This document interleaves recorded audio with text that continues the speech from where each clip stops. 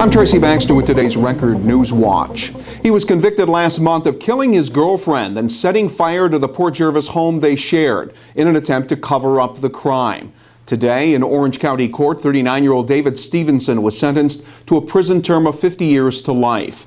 A jury convicted Stevenson on charges including second-degree murder and arson for the slashing and bludgeoning death of Tyrochelle Haughton inside their Mountain Avenue home back in January of 2013.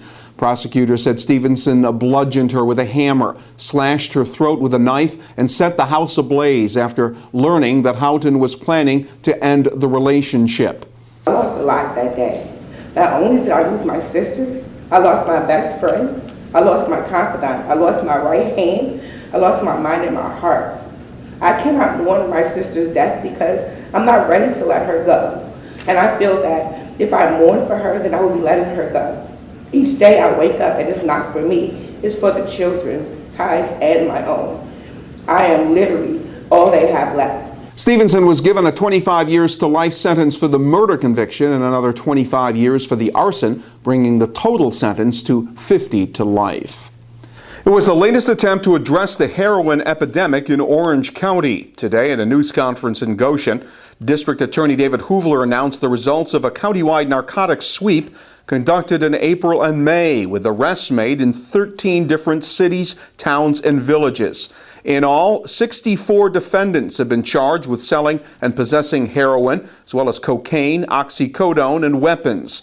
14 of the defendants have prior felony convictions, and 6 were indicted for selling drugs near area schools: Newburgh Free Academy, South Junior High in Newburgh, and Washingtonville Middle School. Hoover says this latest round of undercover buys shows the extent of the drug problems in our local communities. They are a problem in the communities that they were arrested in, and they were targeted because they were a problem. And that's why we've went after them. But what we found that this epidemic hasn't reached its pinnacle yet. We know that. We found that over the course of our investigations here, that the networking and the trafficking is becoming more sophisticated, it's becoming more complex. The drug buys involve narcotics with a street value of more than $10,000. Hoover says in addition, 15 guns were seized. He says that shows many of those who've been dealing heroin and other drugs are arming themselves. He had stepped down earlier this month following media reports of a past misdemeanor assault charge filed by his sister. Today comes word that Michael Treanor has been asked to resume his role as CEO of the Nevele, the resort complex in the running for one of the state's casinos. Officials with Claremont Partners Incorporated say the decision to bring Treanor back into the day-to-day operations was made following their review of what they described as a private family matter. They say the news articles that put Treanor's past into question were part of a smear campaign targeting Ulster County's Nevele project. Town of New Windsor police are asking for help from the public. Their investigation into a motorcycle crash. It happened shortly before 6 last night on Caesar's Lane in the area of the Forge Hill Garden apartment complex. Arriving officers found a motorcycle in the roadway and the driver, 45-year-old Ricardo Costa of Cornwall, lying in the grass at the apartment complex. Costa had suffered a serious head injury and was airlifted to Westchester Medical Center. Anyone who may have witnessed the accident is asked to call the New Windsor Police Department. Their number is 845-565-7000. In Ulster County, state police have charged the town of Ulster man with grand larceny for stealing more than $7,000 worth of products from the local Lowe's Home Center store. A 61-year-old Michael Traficante was arrested after store security produced videos of the thefts. State police say their investigation determined the merchandise had been stolen from the store over the past 5 months. Traficante was being held without bail in Ulster County Jail. Elsewhere, a Monroe man was arrested after causing damage to a restaurant in Curious Joel. State police were called to Kaufman Kitchen on Forest Road Tuesday night. Following a report of a disturbance there, police say as 19-year-old Cesar Morales-Rosales was being escorted out of the building by a restaurant worker, punched a window, causing it to shatter. Troopers located him a short distance away, and he reportedly resisted their initial efforts to take him into custody. Morales-Rosales has been charged with misdemeanor criminal mischief, resisting arrest, obstructing governmental administration, and disorderly conduct. No word on what touched off the disturbance. And a traitor is found among Union soldiers in a small town during the Civil War.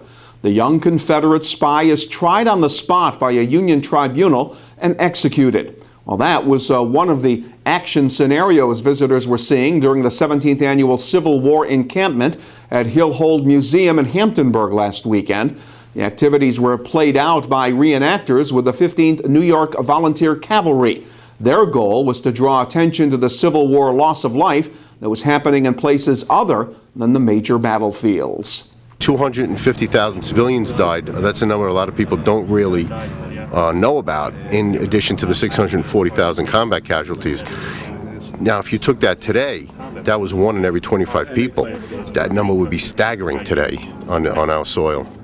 So we're actually doing something a little different now at this particular event, where we want to show people what town fighting would have been like. It's not your traditional Civil War reenactment where you have in a large open field 50 guys aiming at 50 guys and you know, these large battles like we think of Gettysburg and things like that. A lot of more battles, I think, were fought in these small town environments in the South. Formed primarily in upstate New York, the historic 15th New York Volunteer Cavalry was a late addition to the Union Army, forming companies in 1863. In 1993, after 130 years, the 15th was reactivated as a way to help preserve Civil War history. There is more rain in the forecast, but we should have better weather during the holiday weekend. More shower activity is expected tomorrow, with the highs Friday only in the middle 60s. Saturday will be partly cloudy, with temperatures reaching the low 70s, and sunshine is now in the long-range forecast for Sunday and Memorial Day. Get the news you need to start your day in tomorrow's Times-Herald Record. And breaking news is just a click away right here at Record Online. For Record Newswatch, I'm Tracy Baxter.